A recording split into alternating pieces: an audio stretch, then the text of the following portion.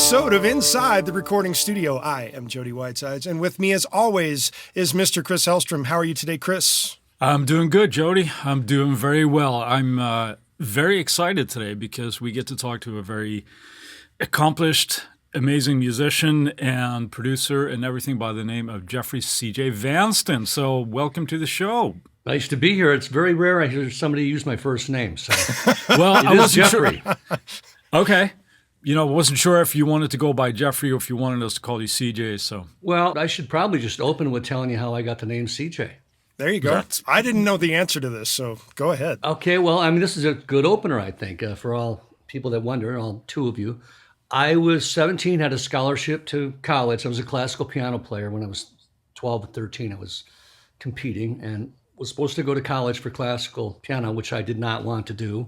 I was basically smoking weed and playing Emerson, Lake and Palmer at home. There you go. By the way, in an all-white town in Michigan called Williamston, and I snuck into a club and I saw an all-black 10-piece horn band called Sunquest, and it blew my mind.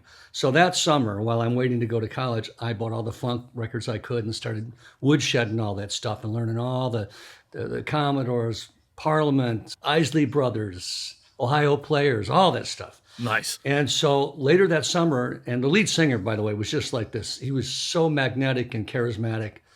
It looked like he was chiseled out of mahogany. He was just amazing. Built like a linebacker, just a face of a model and a voice like Maurice White. Incredible. So later that summer, I'm playing in my jazz trio, and I look out, all white crowd, of course, and there's one brother at the back bar, and it's the lead singer from Sunquest. Oh, nice. Nice. Shit. This is the first time a brother has ever checked me out, man. So I click on my Mutron on my Rhodes. I do all my shit, get done. He's gone. Oh. And I'm like, who would walk out while I was doing it? I'm so pissed off. So I go to walk off the stage like, fuck this, man. Walked off the stage. He's standing right there with his face right in front of me. And he goes, y'all playing with us now. Nice. There you go. So I blew off college. My dad had bought me a Buick Skylark for graduation. Immediately sold it, bought a Mini Moog. Got on a yellow school bus with 10 brothers who I'd never even spent any time with. Yeah. And just hit the Chitlin circuit with these guys. There you go. So, long story, but there was two other Jeffs in the band. By the way, his name was Jeff Williams. Okay. He's not with us anymore, and I wish he was because he was one of my biggest influences. He was a genius. Anyway, there were two other Jeffs. Well, Jeff 1 was the slowest driver in the world. So back then there was a race driver named AJ Foyt. Yeah, back I in my remember that day. name. Oh, well, yeah. You read about it in the history books. Mm-hmm. And he'd won Indy 4 times or whatever. So he's AJ. BJ, Black Jeff. Okay. Caucasian Jeff? Caucasian Jeff. Okay. That's it. That's an awesome story. I tried to get rid of it. I tried to shake it. But, once the brothers give you a nickname, it's done, man. So sticks. on the Spinal Tap records, they list me as Caucasian Jeffrey Vanston. Oh. That's funny. All right. That's my opener anyway. The funny thing is that I have a similar story where I was courting Taylor guitars to get an endorsement. And I was playing at NAMM. And as I'm playing, Bob Borbonis, who was the A&R guy at the time, he did the same thing. He came up, watched about 30 seconds of my set, and walked off. And I thought, Jesus, I guess I'm not getting anything done. And as soon as I was done, he walked over and got right in, and it's just, what do you need? So Wow. Yeah, it's Yeah. not the same as being taken on the road by a nice band, but it was kind of a similar thing. The feeling. Yeah, that, I know the feeling of like somebody walks off while you're playing. It's like, what the hell did I do? What did I do wrong? Well, my first session with Jeff Porcaro, actually, it was my only live session with Jeff Porcaro. I had played on a Toto record because Greg Ladani was producing, he and I were doing a Dolly Parton movie, the whole soundtrack. And he was producing Toto at the same time. And they heard some of the tracks. They go, who the hell is that on keyboards? Little do they know, I'm a scholar of David Page and Steve Porcaro. And I chose a path to go right down the middle of those two guys. David being the meat and potatoes, jazz, New Orleans, bluesy songwriter, and Steve, the mad scientist with the modular synths. So I kind of crafted myself right down the middle. And Page is all about parts, you know. Really, he's the greatest at great piano parts. You listen to some of the Pointer Sister records and all the stuff he did. Anyway, so I played on a Total record, and they stopped by, and I'd met Jeff a couple times and hung out with him. But then it was a David Crosby record that Don was producing, and I was sitting at the piano out in the room with the drums. They wanted a real kind of raw recording. And I look and I go, whose drums are those? And they go, oh, those are Jeff's. I'm like, I'm playing with Jeff today? Yeah. I'm like, oh, fuck. I'm playing with Jeff today. Holy shit. And so the door opens up. Of course, he's got a cigarette. And he looks over and he goes, CJ fucking Vanston. Let's see what all the fuss is about. And I'm like, dude, no, don't do this to me. What kind of pressure does that put on? What are you doing? No. And I remember the intro was like 16 bars of piano. And I said, you want this rubato? And they said, no, we want it right in time. I said, well, is there a click? No, we're not using any click. Oof. So I got to play in time with Jeff sitting right there to my left, right to my left. But I had spent 10 years in the studio doing jingles in Chicago. And I'm talking 5,000, 6,000 jingles with click in my ear at 7 a.m. Sure. So my time is one of my, there's not a lot I'll brag about. I got great time. There you go. So count the tune off. We play, and I do the whole intro. Then he comes in, and I look over, and he's kind of jazz spacing me. Gene Krupa. And we get into this take, and he has no idea what a scholar I am of Page. You know, so I'm playing this kind of Page parts and stuff, and he's looking at me like, well, you know, who the hell are you? That kind of face. And we go through this track, and it's nailed. First time through, it's nailed. And so we get done, and my heart's pounding out of my chest. Like it was, I couldn't have played it better. And there's Jeff. He spins around on his drum throne, lights up a cigarette, walks around, and walks right by me and out the door. Oh, doesn't say a word. And I'm sitting there going, what? I just can't believe it. And I'm sitting there just crestfallen, just staring at my shoes. And all of a sudden the door kicks open. And he comes in and grabs me and gives me this big hug. He goes, man, that was fucking awesome. Come on, let's go listen. So we go in the control room, and I always stand behind the console facing the mixer. I like having the speakers there. Sure. And Jeff's standing there. I said, what are you doing here? He goes, this is where I always listen, man. I said, dude, me too. Wow, that's cool. So they do the playback. He had one of those Casio watches with like 1,000 little buttons on it, right? He pulls it off, and he's every downbeat. He's hitting it. I go, what are you doing? He goes, checking you out, man. Wow. And I go, how am I doing? He goes, I've been doing this for years. That's the closest anybody's gotten. You're within a tenth of a second on everything. He goes, you want to smoke a joint? I'm like, yeah. Went outside, smoked a joint. That was it. Wow. So yeah, that was the well, how do you get from doing the tour with the 11 brothers or whatever on that band to going to playing in the studio with Porcaro? Wow. Well, it's interesting because I moved out here to do Richard Marx's record. Right Here Waiting was the big hit that I did. That's my demo, actually. And Luke was on some of those sessions. So we were like, again, he didn't know what a scholar I was of Page and Porcaro. So we were like peanut butter and chocolate playing together. So he decided to do a solo record, his first one. And Richard wrote a song on it and got me on that record. And it was called Swear Your Love. So through the years started, and I'm going to get back to that, but Luke and I became friends and started playing together. And finally, he says, man, I'm going to do a solo record. Why don't you, let's write some songs and play it. Yeah, cool. So we're working together, and we just work together like it's nuts how fast it goes, how quick it goes. We think of the same voicings and all this shit. And all of a sudden he goes, man, you and I are like exactly the same. I can't believe we're like exactly the same. And I hit stop. I go, don't fucking ever say that to me again. Because when you were winning 6 fucking Grammys, I was lugging SVTs through snowbanks in Wisconsin. I said, we're in the same room now, but the path I had to take to get here is completely different than the path you had to take. Don't ever say we're exactly the same. So did he immediately ask you to have a drink when you first met, or was that something that came later? Oh, back in those days, it wasn't even an ask. It was just, it was there, you know? Okay. And Luke's been sober for years. He's in great shape. He's really, I'm very proud of him. But anyway, so that's just kind of the callback is I was in that funk band, and within a year, by the way, I was 17 and these guys were like 30. And within a year, I'm kind of like the leader. I'm like writing the horn charts and, learning all this shit.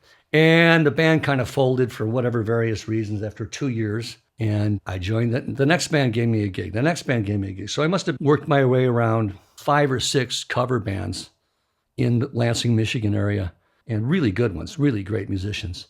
And then I got offered to play with an Elvis imitator for another $100 a week. Nice. So you took the I gig? went and did that. What's that? You took the gig?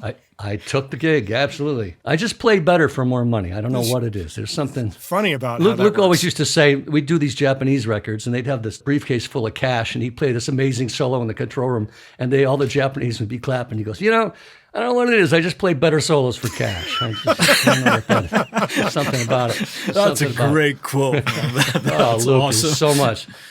Anyway, so I did this Elvis imitator, Johnny Spence, and then another Elvis imitator hired us, Artie Mentz. So we went from Johnny Spence to Artie Mentz to a third one, Frank Cruz. In a year, I did 3 Elvis imitators. And you think rock and roll is nuts. It's nothing compared to playing the Elvis circuit. These fans are fucking crazy, okay? Anyway, that fell through. I went back and joined another band in Michigan, and we got some funding to go make a record in Chicago. So we drove down to Chicago. The big city, oh my God, we're going to Chicago to make a record. This is crazy. So a guy named Gary Loizo owned this studio called Pumpkin Studios. Well, Gary produced all those Styx records, and they did them in Pumpkin Studios. So I walked in like, whoa, this is where they recorded, I'm Sailing, and there's the roads they played Babe on. Oh my God, nice. It's like crazy. So we tracked for 4 days there. And then on the 5th day, I had my Oberheim 4 voice, and I don't think I had my Prophet by then. Probably the Oberheim, the Mini Moog, Clavinet, Rhodes, The SVT. Wurlitzer, and the SVT, 2 of them. Right.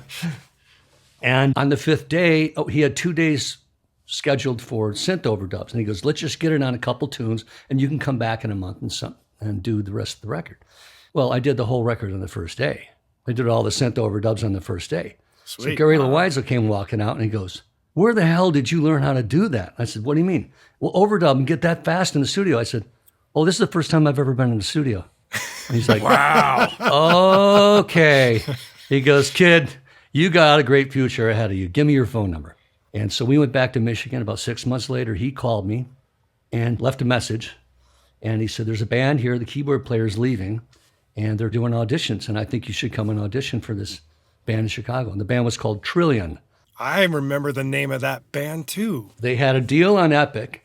Ed Cherney had engineered the record. I already knew who Ed was by just reading. We all read the cover notes back then, liner notes. That's how we learned so much about that stuff. That's a whole nother conversation. But that's gone. It is such a shame. Well, so I went down there, and they had an OBXA on stage, gray one, which they sounded better. They had a different filter set. And there must have been like 43 keyboard players sitting out in this giant theater. And I was like 22, number 22. So they called me up there, and I said, guys, I've been listening to the auditions. I said, I hate the sounds coming out of this thing. Can you give me like 5 minutes to program some sounds in this? They said, why, do you have one of those? I said, no. Well, how are you going to? I said, just give me 5 minutes. So I figured it out, programmed, saved the sounds. We played through 3 songs, and the singer walked up to the mic, and he said, the audition is over. Wow. So I got the gig, went back, got a U-Haul, threw all my shit, quit the band, moved to Chicago. And by the way, the keyboard player that left the band was Pat Leonard, who came out here to do the Michael Jackson tour and went on to produce Madonna and be fabulously successful. Right. But I think he thought the band was going to fold. And once I joined, we didn't fold. There you go. So anyway, but we weren't making any money. It was a really good rock band, but the deal fell out, and we went to a studio to cut some new tracks, and it was a jingle studio. And they said, you can only record at night because they do jingles in the day. And I said, well, who works here? Well, this guy named Dick Marks. He's the king of all jingles. And I said, I'd love to come and see a session. So I walked in, and I sat and I watched these session musicians. The guys sit down, piece of paper goes in front of them, and they count it off and they play it. Hour later, they're out the door on the way to another studio. And I went, okay, I want to do that. I want to be a session player. That's what I want to do. So I told the guys, I said, I'm going to be playing with you one day. And they looked at me like, because at this point I was probably 21, but I looked like I was 12. Right. And, 108 pounds or whatever. Because you only look like you're 22 now. Oh God, I wish. And so I started shagging sandwiches for these guys. I'd sit on the couch, and the reason I got to stay there is I was a runner. And I made a demo cassette and what I could do, and I'd sit on the couch waiting for Dick Marks to go by, and I'd go to hand it to him, he'd wave it off. One day he finally took it, and he called me for a session. And I played on a session, and I killed it, because I could read fly shit back then. And, for what we're walking out of the room, he puts his... What's that? I was going to explain what fly shit is that is fly when shit's you like have the black page. Yeah, when you It's have the black so many page. notes on a page that it just looks like flies everywhere on it. There's more black than white. Yes. You know what I mean, on the page. So we're walking out of the room, and Dick puts his arm around me and he goes, I thought, boy, here we go with the speech. And this is back to the rejection thing that we were talking about. Yeah. Kid, you really suck today. Oh, man. I'm like, what? He goes, but you're going to be great, and I'm going to stand behind you. And sure enough, I became the #1 session player. In about 6 months, I became the guy for the next 8 years, first call session guy. In Chicago. Which was tons of money. Sure. The checks would come in envelopes. We didn't even compare money. We compared postage. Wait a minute. The check was based on the size of the postage? Not the checks, stacks of checks. From Stacks here's of the checks. state, here's 25 State Farms, here's 32 McDonald's, here's residual checks. You know, the bass player would call up and he goes, 324, and I go, 561. Oh! So 2 things happened with all that bread. Well, first of all, it was the greatest training ground to be in the studio possible, because you had to spit this stuff out in an hour. Sure. Right. And you'd never seen the chart before. And at 8 a.m., you're a country player. At 9, you're a jazz guy.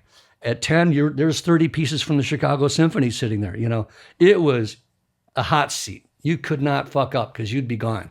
Mm-hmm. So there's 10 guys right behind you wanting that spot, obviously. So There were, somebody said, what are you doing? I said, I want to be a session keyboard player. They said, there's 34 guys playing keyboards in this town right now. I go, okay, I don't care. And I became #1. I was really quick, really fast, and I was really good with synths at a time when people didn't have good presets in them.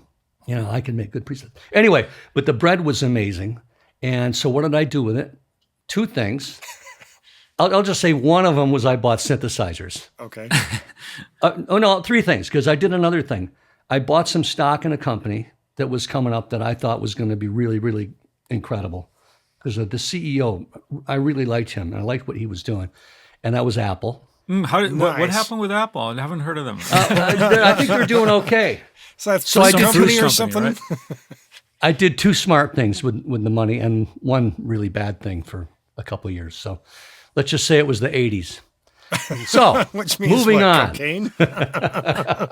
Absolutely. Well, you know, we were doing 6 sessions a day, and then I'd go play 5 sets a night, and then we'd come back and write until 3 a.m. Yeah, you had to have some kind of juice to I keep don't know going. how we did it. Yeah, well, it was just so exciting, you know. So anyway. Yeah. I want to kind of backtrack a little bit to something that you sort of mentioned in passing there. You said about writing patches and things. Was that just from essentially starting with your mini Moog, that type of thing? Or where did Sure. you develop that you had a talent for that, or that you enjoyed doing it? It was the mini Moog. I mean, back then, most teenage boys had the Farrah Fawcett poster on their wall. And I had the mini Moog poster. Love it. That's all. And nobody listened to more music than I did. I mean, we all were sponges then, but that's all I did was listen to music. And this was at the time, by the way, when Weather Report is coming out. Zappa's doing his best work. Emerson, Lake and Palmer. Yes, Jethro Tull. Just deep, incredible stuff. And I learned all that stuff. And a lot of it was very synth-oriented.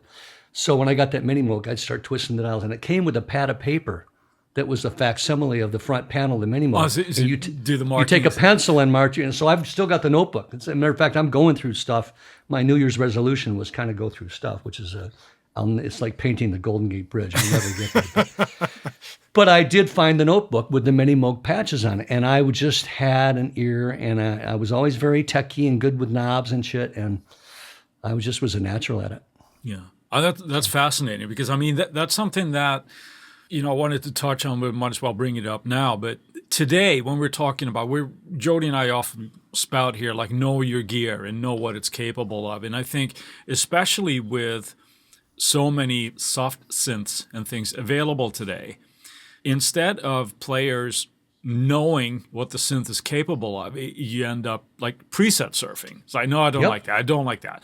But having a piece of gear and really knowing that inside out, how to dial up any sound that you want to have it to make, right, feels a little bit like a lost art to me. And you know why? Is because you had to. Because the presets Right. sucked. You had to carve out something. Today, shit, I preset surf. When I'm trying to spit something out, get something, a pad. What do you mean? There's 35 pads right there. I might tweak, the filter and the attack and release and stuff or whatever, some modulation stuff. But you don't need to do it the way you used to. Right. Well, yeah, and of course you're mentioning the mini mode that there are no presets, right? It's just like this is it. This is the sound that you got at the moment, right? So yeah, you play the intro, then you go down to play the Rhodes, and while you're playing the Rhodes, you're dialing with your left hand the preset for the cool part that comes in on the chorus. right. Yeah. It's fascinating. Do you have? I'm sorry. I'm completely going side. Taking I still haven't finished my journey how I got to Toto, but I could be here for hours. You know what? If you guys let me go, so don't. I'll shut up for a second. So let's finish your journey. Oh, well, so Dick Marks was the guy, the jingle king. Well, his son, Richard, I met him when he was 14, and he was singing on jingles, a great singer. And then when he was about 17, he was working on songs at night and doing demos and songwriting. This is something I knew nothing about because not a lot of people do that in Chicago. And he split, moved out to LA, and the next thing you know, he's got a record that's did really well. And it's a really good sounding record, and he's working with my idol musicians, Jeff and Luke, and oh my God, I just thought, I didn't get this good to make the shrimp fly in the Red Lobster ad. I got something else I could do with my talent. I've got to get to, and so I just harped on Dick. I said, I got to work with your son. I got to work on your son. So he called Richard, and he says, I got this guy here you should use on your record, because Richard was doing his second record. And he said, Dad, there's 135 keyboard players here that are geniuses. Like, the last thing I need is some guy from Chicago. And he goes, no, this guy's special. You should try him on something.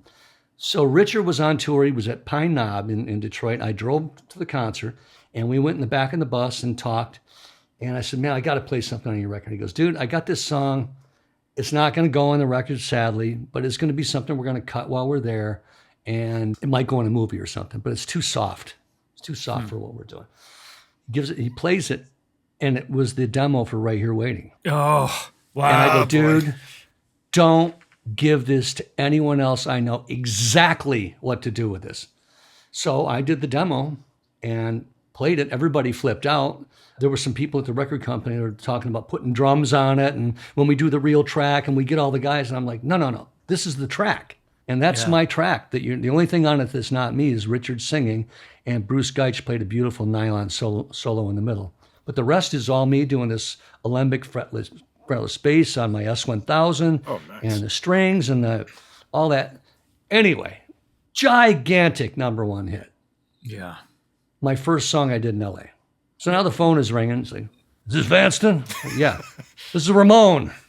Phil Ramon. Oh, boy. Here's Desmond Child calling. Here's Ed Cherney calling. Here's Al Schmidt calling. So I just started doing sessions. I hit the ground running here, and just 500 or 600, 700 albums later, and that was my journey. Wow. Quite the story right there. Yeah, that's. I've got another story to add to this, and This is just to add the way things work together. And I hope you young kids out there are listening to this, because I talk to a lot of kids, at NAMM shows and AES, and the one thing I say is, you can practice your scales and you can practice your shit and get great at that, but the thing you really should practice is learning how to deal with disappointment and rejection. Yeah. Very much and so. That's really getting your head and how to be a diplomat and not say stupid shit in the studio, and how to get along with all that kind of stuff. I'm always preaching about this. So the other thing I say is follow your instincts. You got to follow your instincts. So I did a showcase at the Roxy with this guy, Tommy Funderburg. He was a background singer on Richard's record, and he was putting a project together called King of Hearts. And we played sound check at the Roxy. And again, my sounds were better than most guys' sounds. Sure. After the sound check, the sound guy walked up and he goes, "Who the hell are you?" I said, well, I just moved to town. He goes, oh my God, my boss would fucking love you. I said, what's your boss's name? He said, Don Henley. And Don Henley had just come out with End of the Innocence. Right. And what I like about this is this isn't just like, I mean, there's an element of luck there, but it's the fact the guy heard me and said, this guy's great and Don would love him. So he gives Don my information. I get a call from Don's office. They're auditioning keyboard players for the End of the Innocence tour. And that record was so ridiculously great. So I go and audition, and it's like the Trillion audition. There's like 40 guys, or whatever. And I get called back. And by the way, that Bruce Hornsby song, End of the Innocence, that kind of gospel shit, I grew up playing in church. I mean, that's just like second nature to me. Right. So I aced it, and I get called back again. Now it's 20 guys. Get called back again, it's 10 guys. I think there were 4 callbacks. And the last one, I think there were 3 of us. And before Don counted off End of the Innocence, he goes, you ready to do it, CJ? And yeah. He goes, count off. He goes, oh, wait a minute, Bruce. And I turn around, and Hornsby's standing behind me. And the drummer goes, 1, 2. And it was just enough time for me to turn around and go, fuck you. And then Oh, man. I just thought, fuck you for standing behind me, man. And of course, the way I'm wired, I'm now going to jam this so far up your ass. Sure. I'm just going to play better because you're standing behind me. And I did. And so I got called about a week later. Don wants you to go on the tour. You got the gig, but there's one stipulation. We're going to hold that for one moment, and we're going to take a quick word from our sponsors. And we're back. And we're still talking with CJ Vanston, and we're going to go right back into what is the one stipulation that he had? Don Henley, I passed the audition out of all the guys after 4 callbacks, and his office called up and says, Don has chosen you to be the keyboard player for the next world tour. And one stipulation, though, is Don wants you to shave your beard. Oh. I said, I'm sorry? Yeah, he wants you to shave your beard for the tour. I said, for like a photo shoot? No, for the whole tour. He wants you to keep your beard off. I said, I might wake up someday and look in the mirror and say, I think I'll shave my beard today. But I'm certainly not going to shave my beard because someone asked me to. I said, no, I'm not doing that. He said, well, this is a stipulation of the gig. I said, yeah, I'm not shaving my beard. Because I knew they were going to call back. I was still going to get the gig. I knew I was going to get it. Right. Hung up. Never heard from him again. Oh, wow. I didn't get so the he gig. was actually very serious about it. He was very serious about it. Anyway, I didn't hear back from them, and I didn't get the gig. So 3 weeks later, remember Katie Seagal from Married with Children? Of course. Yep. Right. Yeah. Short interjection real quick. Her husband, Jack White, the drummer, was the guy that gave me my first chance in L.A. Wow. Yeah. Full circle. Full circle right there. So yes, Katie how it Seagal, works a in very this town. lovely lady, by the way. Lovely lady. So anyway, she's at a party and is talking to Don Henley. And she says, I'm forming a new band. I lost my musical director and keyboard player. Do you know anybody good? He goes, I know a guy that's great. He just has an ugly fucking beard.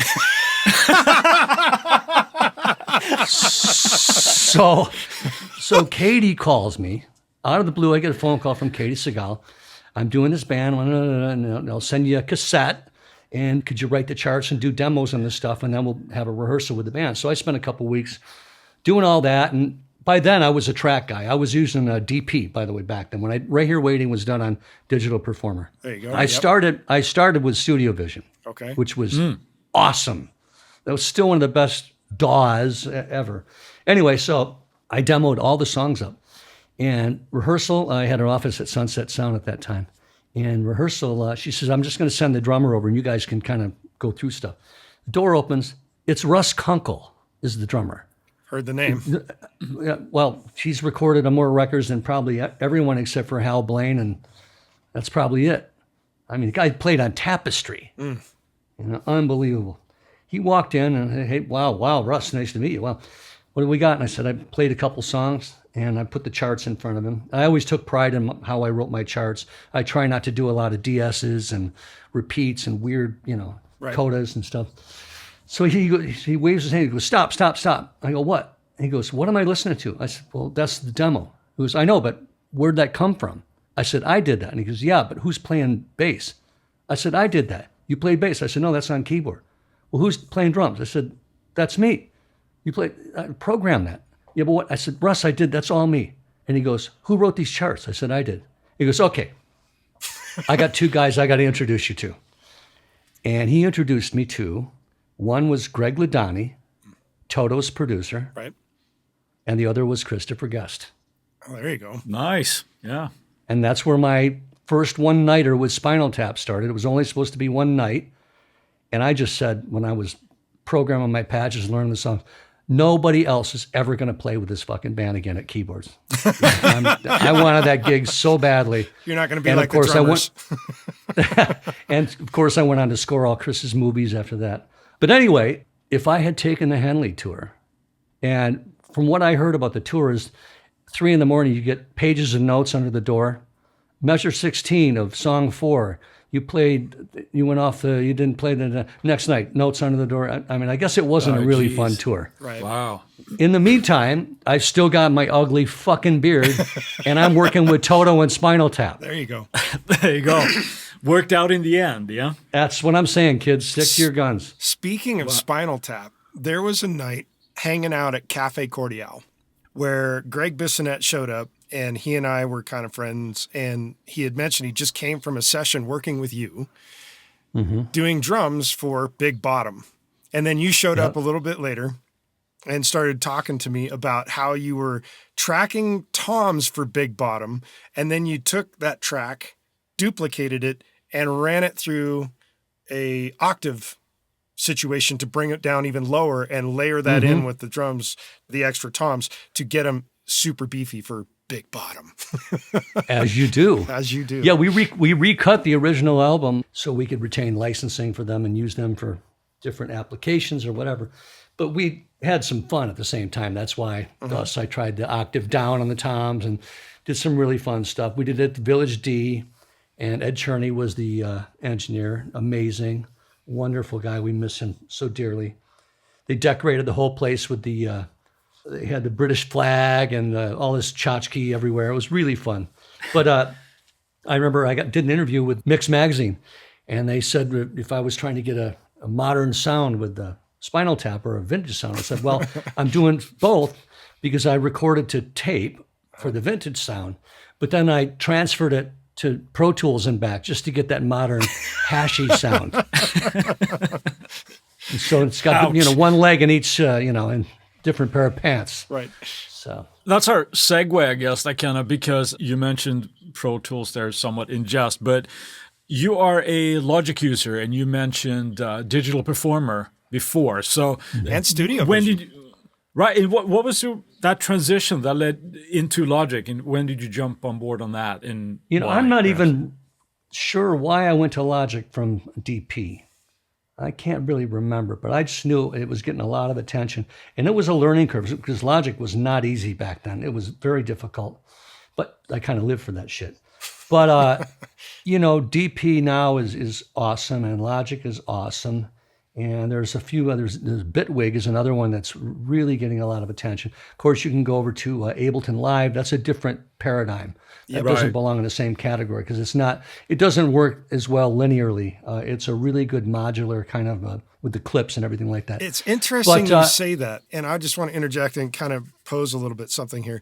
A bunch of years ago, when I was doing a lot of live stuff using backing tracks, my drummer, who is now the head of education for Guitar Center, was endorsed by Ableton. And we were trying to do some of my tracks, putting into Ableton so he could trigger stuff. Like we had sections, and if we wanted to repeat a section, it would just repeat it. If we wanted to trigger the next section, we'd do it. But that stuff that I was doing at that time was not all in 4/4. And Ableton was only capable of doing 4/4. And so we were able to finagle it to do stuff that wasn't in 4/4, but he went back to the guys at Ableton and literally said, hey, this is what we're doing. Please change this. And I guess the next version that came out allowed for, multiple time signatures and all. Well, the fact that it only worked in 4/4 says a lot about the program. Sure. It's a really modular pop based for doing things where the same section repeats, but it's a little different this time, which I love. I love working on that kind of format. But for the bulk of the work I do, that's just not what I'm going to be working in. My thing with Logic is it's a musician's tool. Sure. And same with DP is a musician's tool, and Bitwig is a musician's tool. Presonus has got a really nice DAW. It's a Studio musician's One. tool. Yeah. Studio One. But to me, Logic has the most comprehensive native instruments built into it, where I don't have to use third-party shit with a fucking iLock. Please get that thing off the planet. Oh, the worst thing in the world. Someone stole mine, and I called up the manufacturers. They're like, yeah, sorry. We can't really give you another license. So, there's 12 grand worth of plugins. Yeah. I won't use anything with an iLock anymore. So, but anyway, I mean, my God, the plugins that come with Logic, just the stock compressor sounds about as good as anything you can get out there. Yeah. It doesn't look like the Neve front panel. It doesn't look like the API, but it sounds as good to me. And of course, all the multi-band compression and the tape delays and the reverbs, the IR reverb, the basic one that's built with it. And it's so efficient.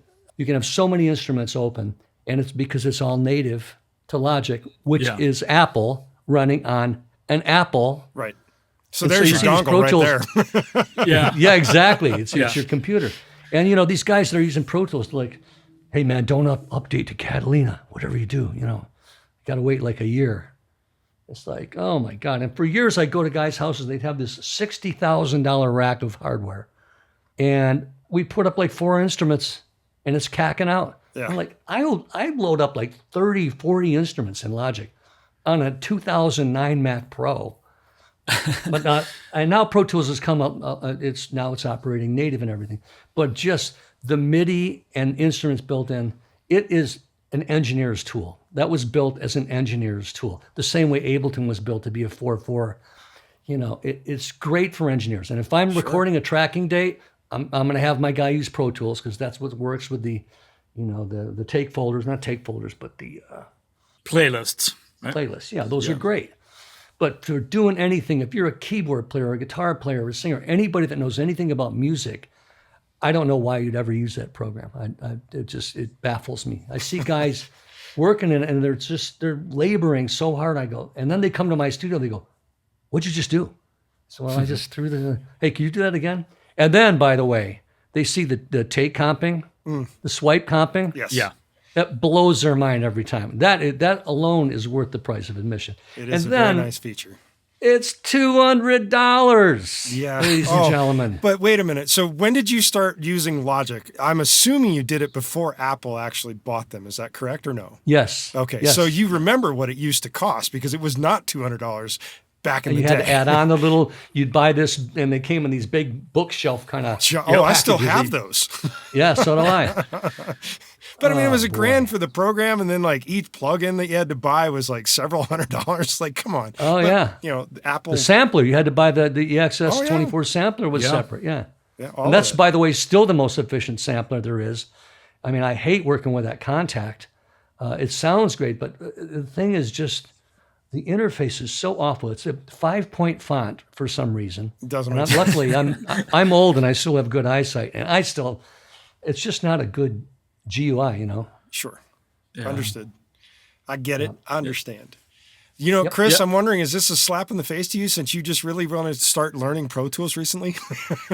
No, it was more, I'm a little bit of a masochist in some way. And it's not that at all because I'm still firmly planted in the Logic thing. Well, but also the thing more, is you're working with other people from all over the world that are sending you tracks, and I know that's what you do. I know how to use Pro Tools, and I've got a LE version or whatever, so I can throw tracks up. But anymore, I'm like, just send me stems starting from bar 1. Gotcha. But I'll tell you what, I'd say at least half the time, maybe 3/4 of the time, I get tracks from an engineer from Pro Tools, and he didn't bother to put the BPM in. Yeah. That's like so like. It's unbelievable. It is. It's crazy. So that just shows you it's someone that's not thinking musically, Sure. Yeah. And it's anyway. Yeah, that's something that drives me crazy because I've had people and then they call me in a panic and say, well, how do I do this in Logic? So, well, should we just sync to the BPM? Well, I didn't set a BPM when I started recording. So, well, then you're on your own. Or it's to just wrap up the Pro Tools things. For me, it's more just one thing that I just feel like I want to be relatively fluent with it. And there's just that, right? So it's so I can pat myself on the back and say I'm comfortable with that. But if you're in Sweden on tour and you want to write a song in your hotel room, you're booting up Logic. Of course, yeah. No, when I open my door in the morning, it's Logic. You know? So That sounds like an Apocalypse Now reference. When I open my door in the morning, it's Logic. Smells like Logic. That's right. Have you tried Luna yet? Or are you not working on a No, UA? I have not. And that looks really interesting. It looks like a really nice box. And I like the people over there at Universal Audio. Sure. Really good people. They're really doing some good work. I'm looking in your studio that you have there at home, and I see something just behind you on the side there that looks like a control surface. It What is. control Mackie surface control, are you man. using there? So now this is an interesting question. You know, I do a fair amount of these interviews or podcasts and things. And one thing that the more nerdy, no offense, but you already did it to me, so now we're even. They always say, what's your favorite piece of equipment? What's or your most used? Right. And it's hands down my Mackie control surface. Okay. Period.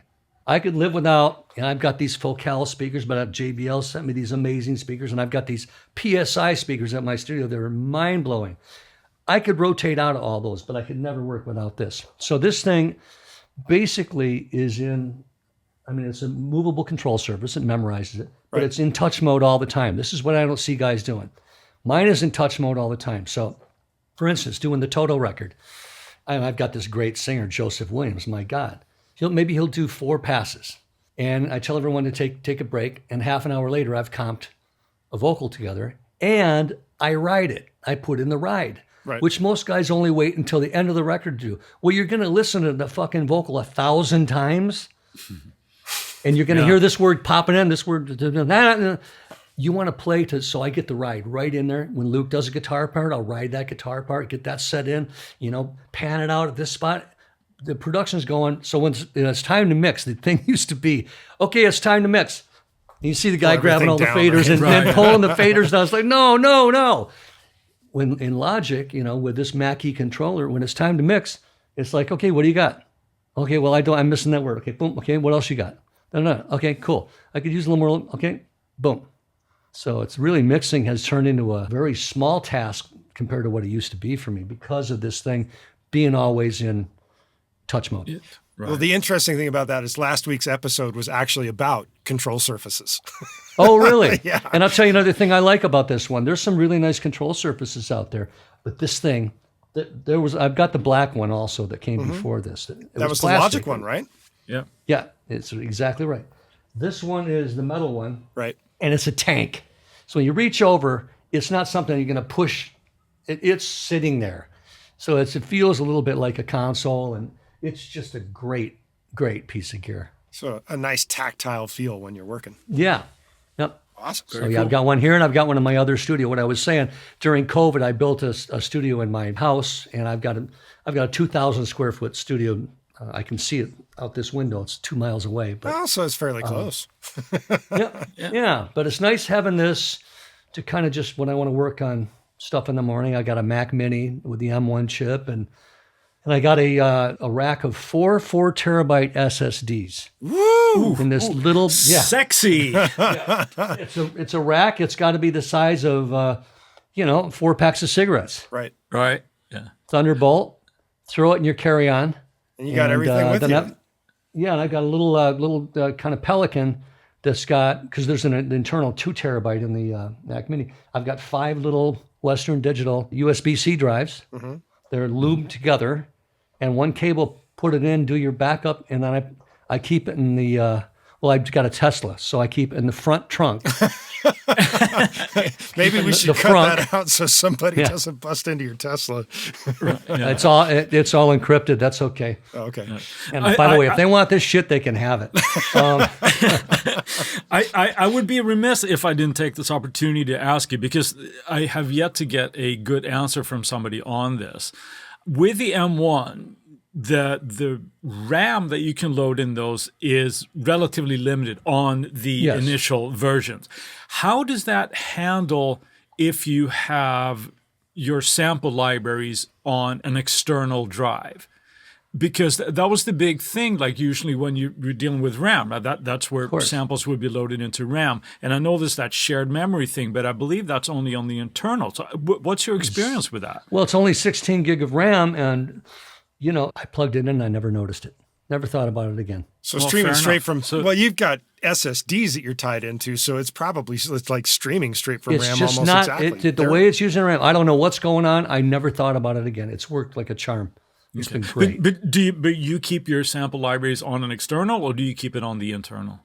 Oh, no, external. Okay. Way too big. Way No, too that's big. what I figured. But yeah, Matter of fact, I've got my 4 SSDs. One is, now it's Music 5. I've had through my Logic career, I've had Music 1, 2, 3, 4, and now I'm Music 5.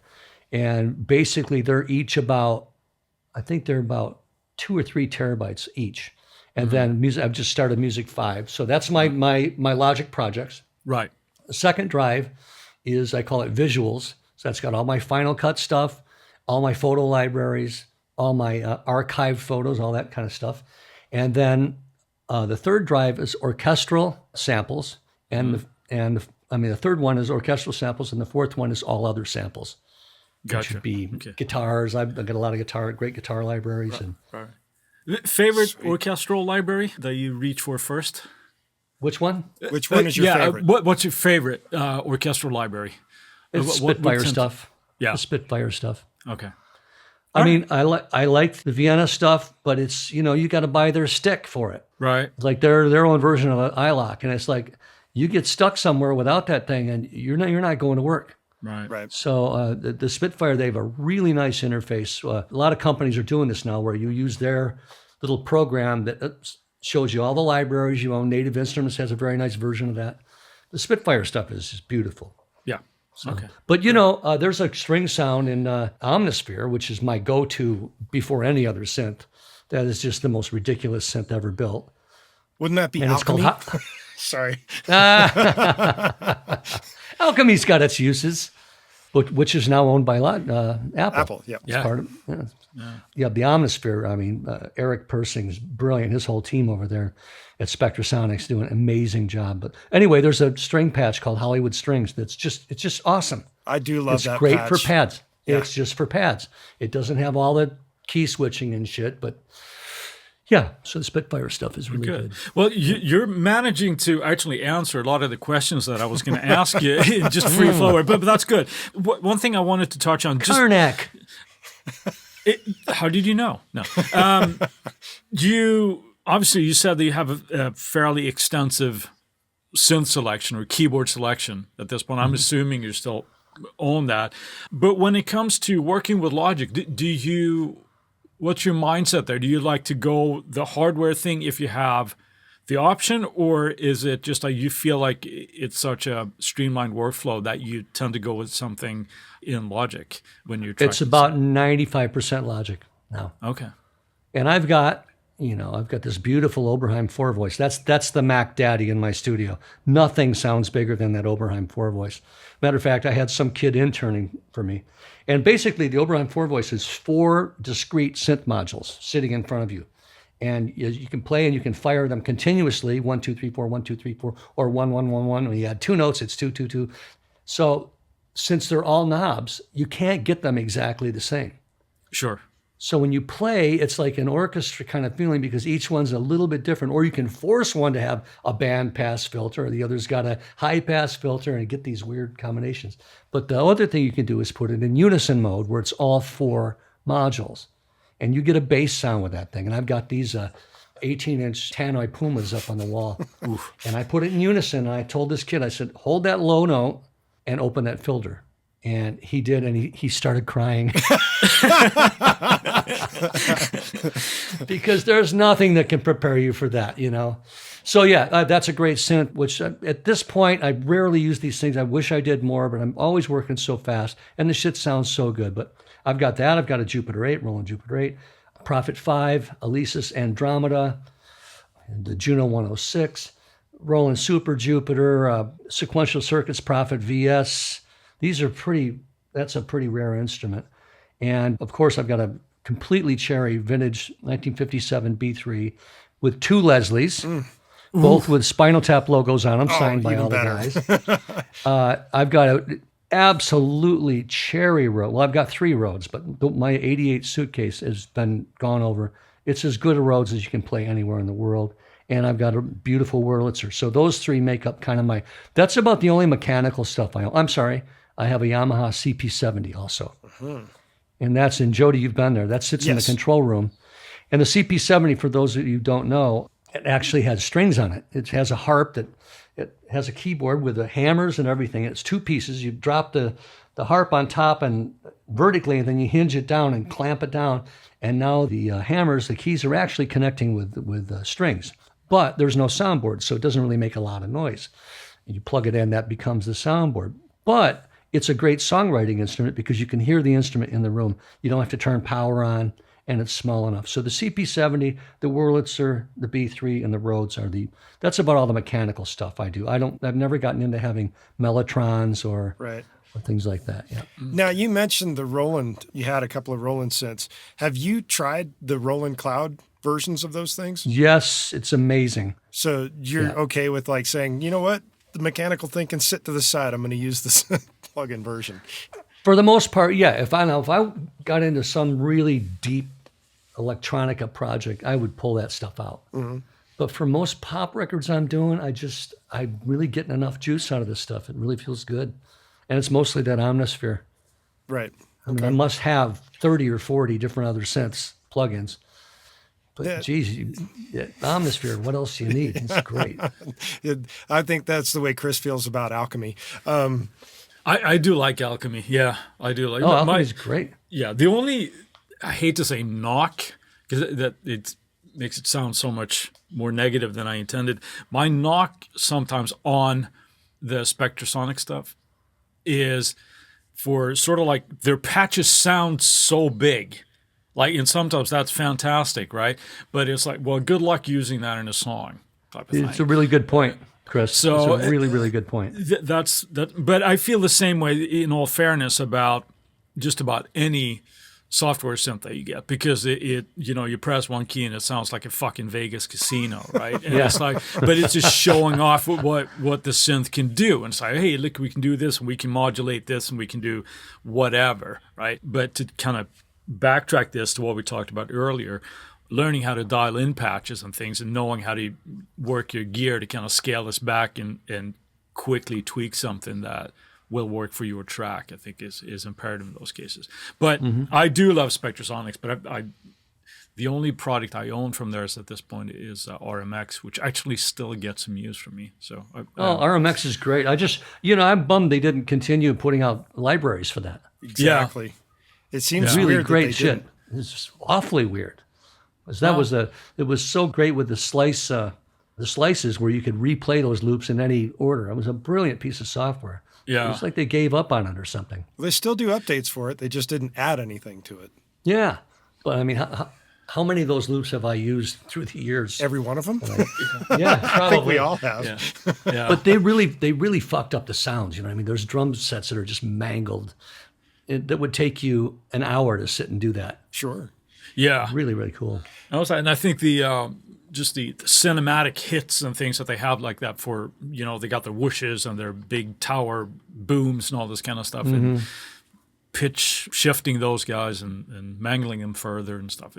I think it still sounds great. So unfortunately, the movies I score, I got pigeonholed into being a comedy guy.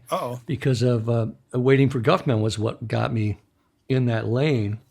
And then we did Mighty Wind after that. Right. Which is that was a folk movie. Yes. Yeah, great. But, which took, over a year working on that thing with auto harp lessons for Catherine and guitar lessons for Eugene. And it was a lot of work, but it wasn't as much sound design scoring, typically, that kind of stuff. Sure, yeah.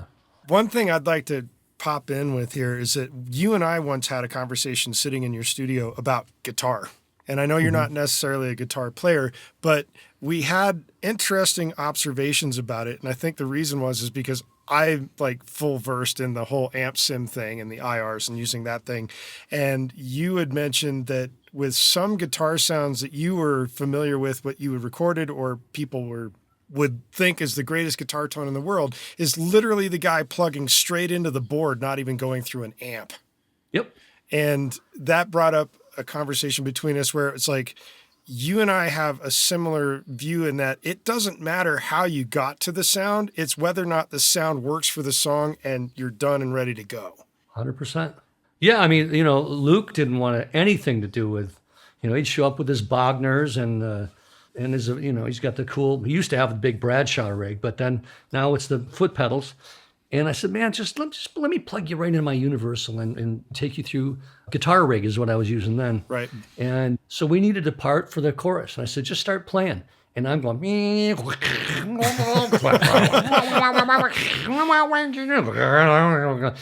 he's like, no, what was that one back there? I went back. Yeah, that's cool. Get rid of that delay.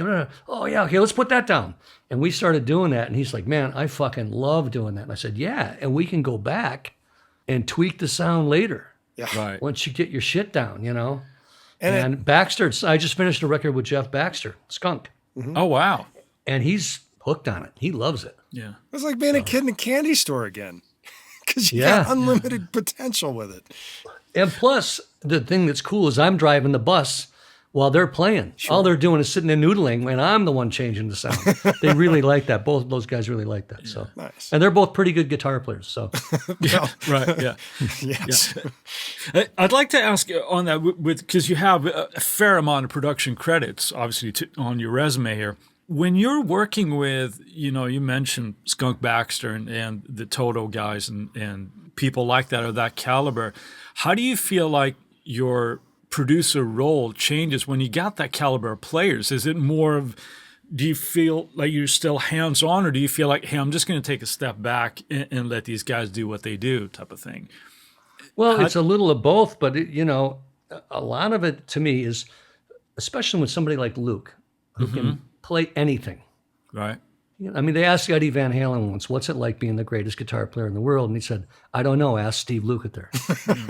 And, Eddie was so obviously great at what he did, but could he pick up an L5 and play you some Howard Roberts shit? Sure. Could he pick up a nylon and do some Malaguena, whatever? Luke can do all that. So I guess what I'm saying, here you got a guy with an unlimited palette, unlimited chops, and he can go a million different directions. So to me, I'm like, hey, wait, whoa. That was cool before you were doing that. That's too much. It sounds good by itself. It doesn't work with the track. So here, try that. Okay, cool, yeah. So definitely it's working right elbow to elbow. Okay. Very rarely am I sitting back, right, not saying much. Yeah. So is it kind of like traffic cop situation? That might be it, but it just, or a cheerleader going, no, dude, that's killing. Oh, no, shut up, play that. Here, I'm hitting record. Go! Yeah. I just wanted to ask because I think that would be, I think a lot of people would feel envious of that situation, when you're in the room with certain caliber of talent where you might not necessarily have to coax a performance out of somebody, if you will, right? It's just there. It's more like, almost sounds like you're, for want of a better phrase, like limiting ideas. No. Go back to that one. That was awesome already, that type of thing. And so, well, how especially about this? Players like this that have played on so many great records. In some ways, I know them in a way they don't know themselves. Sure. Right? So I've got a valid point of view, and I've spent my life in the studios with the greatest guitar players, the greatest musicians in the world for the last 40 years. I've been spoiled with I was thinking of making a list of this is my drummer list, this is my bass player list, this is my guitar player. It's the who's who of. I was lucky enough to be here in LA for the end of the session world, the session musician world, and I did that for a good 20 years, where we were banging it out, sitting in the suit. You walk in one day, and there's Kenny Aronoff and Bob Glaub and Dean Parks, and then you walk in the next day, and it's Bissonette and Michael Thompson and Lee Sklar. It's just. Those were every day. And by the way, the engineers were changing. It was Ed Cherney one day, and it's Al Schmidt another day, Umberto Gatica. And then the producer's changing. It's Phil Ramone. It's David Foster. And the studio's changing. You're working at A&M. You're working at Capitol. You're working at Village. So all these different ways of working that you're being exposed to, that's just gone. It's just gone forever. And I feel so badly for these kids that they're not going to be able to taste that, because you learn so much about a different way to do things and cool ways to do things. But a lot of what I learned is how not to do things. Sure. Yeah. I've seen a lot of shit get fucked up when you've got the greatest musicians and a good song, and for some reason the shit just goes left, you know. And that's one reason, by the way, I became a producer, because I thought, you know what, I would have known what to do in this situation. Right. So, Yeah. Wow. yeah. That's awesome. That's awesome. Amazing stuff. Anything that you'd like to add here, Jody? Because I think we might have to let No, CJ because for run me, here. I'd probably want to start reminiscing about other stories that I've had with CJ, and maybe that's not the thing to do Well, now. Well, so maybe we'll go into our last 3 questions here. What do you think, Jody? Sure, let's do it. We like to ask 3 questions here that we sort of ask everybody that we have a guest. And I think, some of this you've kind of already answered, but I'm going to ask them again. So, favorite piece of gear that you can't live without? That's my Mackie controller. All right. Fair Isn't enough. that bizarre? And it's not a sound creation piece of gear. It's a harness the moment piece of gear. So what better time to put a ride on the vocal than when you just listen to the guy do 4 takes and you just spend a half an hour comping it. That's when you put the ride on the vocal. You don't pull the fader down and do it later. That sounds like an I Al just love Schmidt this. thing to do right there. Do it right now. He's doing it right as he's going, yeah. Yep. And my thing is right now, that's the thing that happens in my studio. 2 things. When we were doing the Toto record, and I said, guys, I think now that we've done this vocal, let's redo the backgrounds. And I think it was Luke said, what backgrounds? I said, all the backgrounds. Well, what part? Well, the chorus, all the backgrounds. He goes, there's like 30 tracks of backgrounds. I said, I know.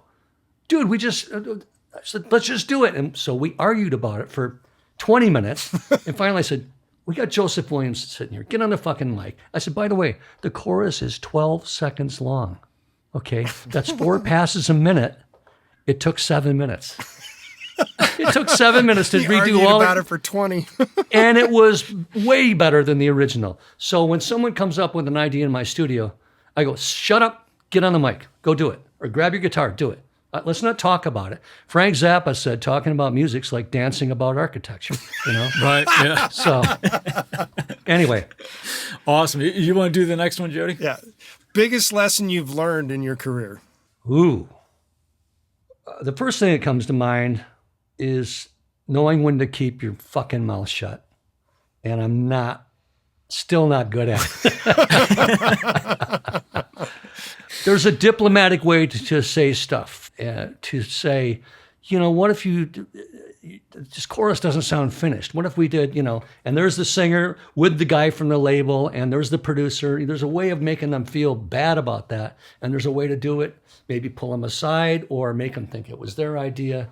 There's a lot of diplomacy that's involved. And that's a lot of what I was saying about seeing people do things the wrong way. I worked with a lot of producers that were this was an old thing, was a old school tyrants, screaming and red-faced and all this shit. And I just saw how that never, ever works, ever.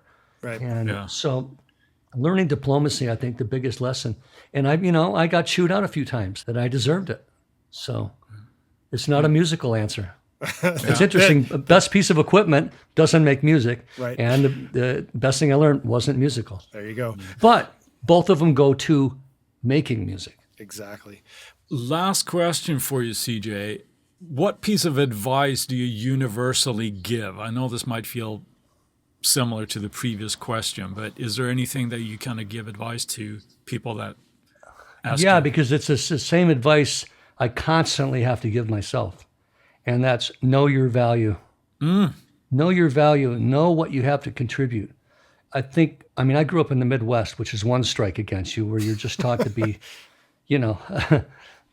be quiet and stand in the corner. And then from a father and mother who came from a Depression era parents, who just be happy with your job, just get a job you hate and make sure you get money. And so you're not supposed to go out and do what guys like us have done. And I believe when I hear people slagging on musicians, I step in and I go, hey, what do you do for a living? You sell insurance and you can make a budget. Your check and your 401k is exactly the same every week. We wake up every morning. We have no idea how we're going to make a living. And all we have for the tool to do it with is our heart, our talent, and our bravery. And musicians are some of the most brave people on this fucking planet. And Hear. I think, and I think you need to know that about yourself. And people would always tell me, they'd say, you don't know how good you are, do you? And I'd laugh. Oh, shucks, gee, oh, gee. Yeah. And then I'd realize, you know what? Whenever I walk up to that keyboard and play, about 87% of the time, probably more like 95, something really cool comes out.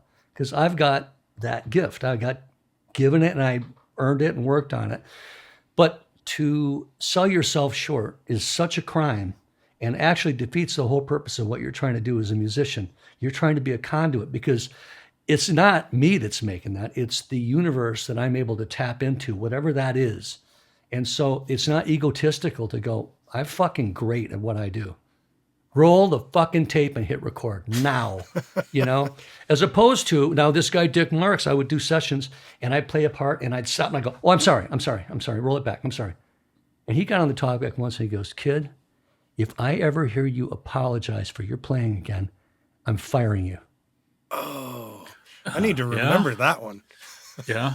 So No, that's know good. your That's value. sage advice. Yeah. Know your value, man. You're there for a reason. And if you don't really have that value, then maybe you shouldn't be there in the first place, So you got to know inside when you walk in the room. And that's what's so great about these guys like Luke and Baxter and Sklar. And they've got that confidence. They've been doing it so long, they have that confidence. And I have that. But when you're first starting out, it's hard to develop that. And it's just really important to have that confidence in yourself, belief in yourself. It's not a cocky thing. It's actually a serenity. Right. Yep. Yeah, that's awesome. Absolutely fantastic. Thank you for doing this. We really, really appreciate it, CJ. It's some amazing stories here. And it's just the tip of the iceberg. And, I'm just going to leave you with one other thing. Going through, and I told you earlier, I'm going through drawers and boxes of unbelievable shit. Oh, here's a picture playing Red Square with Joe Cocker. Oh, that's cool. Oh, here's the playbill from Carnegie Hall with Spinal Tap. Oh, I'll put this over here. Oh, it's just unbelievable experience. Oh, here's me taking a nap with Dolly Parton on the couch. Uh-oh. But what I'm getting to, I never looked through all this stuff. I never looked through all that stuff and went, oh, wait, how much money did I make on that gig? How much did I make on that? Yeah. It's the experiences is what this whole thing is about, is experiences. You got to make enough to pay the bills, but it's the beautiful experiences of being a musician, the travel that go with it, and the camaraderie and the brotherhood that you make from doing it is really the rich thing that you're going to take with you. Awesome. There's a second piece of universal advice right there. Absolutely. Absolutely. I didn't know I was so smart. Wow, thanks, guys. You're quite welcome. No, thank you for actually being on and doing this. Well, and and just to close is just in doing this, you make me remember things in the past, and it's good for me too. That's nice to hear. Go, shit, wow, okay. I've done some cool. shit, right? No shit. Yeah. No wonder I'm tired. Just to kind of think about the concept of the confidence thing, to cap that off. My first gig singing for someone else, unfortunately, was in your studio. And I didn't have that confidence at that time. And I know that came across. Because when Johnny spoke to me afterwards, it was kind of like, yeah, CJ didn't care for that. And I'm like, I thoroughly get it. And the interesting thing is that slowly, as I started getting more gigs, singing for other people, doing that kind of stuff, it was always walking in the room, doing it, and just knocking it out. But it was not that first time when we first met. But I knew you had it. See, I knew you had it. And so you? This is exactly what I'm saying. Yes. Okay. Is you got in your own fucking way. You got in your own head and you got in your way. And that's a very painful thing to watch. And that's a huge part of what we're doing here. Yeah, I understand. And the interesting thing of that, if you ever worked with John Rod. No. Okay, he's a big time mix and mastering engineer guy. No wonder I've never worked with him. So I did a gig in his studio singing on a video game, and I was duetting with another singer. They had to leave early, so they let her do all of her thing first, and then I came in and did my thing, and we were third take in. He stops, and this is a guy that has like Evanescence, Michael Jackson, Green Day, all these huge bands, platinum records on the wall. And he says, what a pleasure it is to work with somebody that knows what they're doing. And I'm like, suddenly just like, wait, what? And my response to it was, is this not common? And he sits there in silence. And then he says, no comment. And then he turned back around and we got back to work. And that was that moment where I suddenly realized exactly what you were just mentioning a moment ago, is you have to have that confidence. I was already at that point where I had that confidence. I could walk in, I could knock this stuff out, and it was not a big deal. Mm-hmm. But know your value. That first time in your studio was like, oh man. And you're right. I got in my head on that. And I didn't think I was the right guy to do it. Well, I hope I wasn't a dick. No, you weren't a dick. It was just, I felt like I disappointed you. I know I disappointed Johnny, and I disappointed myself by not doing a good job. But since then, it's become much better. Anyway. Yep. Know your value. And the only way to know your value, you can't fake it. You've got to have the fucking goods. You got to put in the 10,000 hours and work on shit and listen and really hone your craft and get great at it. You can't. The other side is the person that thinks they're the shit and they got nothing. Yeah. So, yeah. Anyway. So. Chris, Jody, thanks a lot. All right. Well, shall we bow this now with the Friday finds? Let's do it. All right. Chris, kick it off. What do you got for us? Well, this week, I got an email that Steven Slate Audio, not Slate Digital, but Steven Slate Audio have released Trigger 2. And there is actually a free version of it available right now. So I downloaded it, tried it out, and I know Logic does this natively, where you can extract the MIDI from a performance. But it listens to the kick or the snare track, or indeed any of them, any drum track in the full version. But in this case, you get a kick and snare, and either replaces or blends in with the original drum sets there. So that's my find for this Friday. Steven Slate Audio's Trigger 2, and if you act now, it's free. Sweet! What about you? I'm going with something that's more of a learn to do something better situation. I'm always in favor of that. Yes, and this is in regards to drum programming. And it is called Complex Drum Programming with Ned Rush. And this has been put out by Ableton. And he goes through explaining how to create very complex drum things so that your drums don't always sound the same, which means that when you're programming stuff, it's going to end up sounding human rather than loopy or computer. Sounds cool. If you don't Very want good. that, if you want that human feel. So it is Complex Drum Programming with Ned Rush. That is my choice for this week. Awesome. Well, we've got your attention, and you've just listened to sage advice from CJ Vanston. We ask that you go to our website, InsideTheRecordingStudio.com, and sign up for our email list. Doing so gets you weekly reminders about the podcast and the Tuesday tips whenever they come out, and we'll make sure that you don't miss any future episodes. If you send us an email at goldstar, GOLDSTAR, at InsideTheRecordingStudio.com with the phrase Spinal Tap, you'll get something cool back in your inbox. And if you have a topic of suggestion for us to explain in a future episode, contact us at the contact page on the website, and we'll put it into consideration for a future episode. With that, I'll say, see you next week. Thanks for listening, everybody. Have a good one, Jody.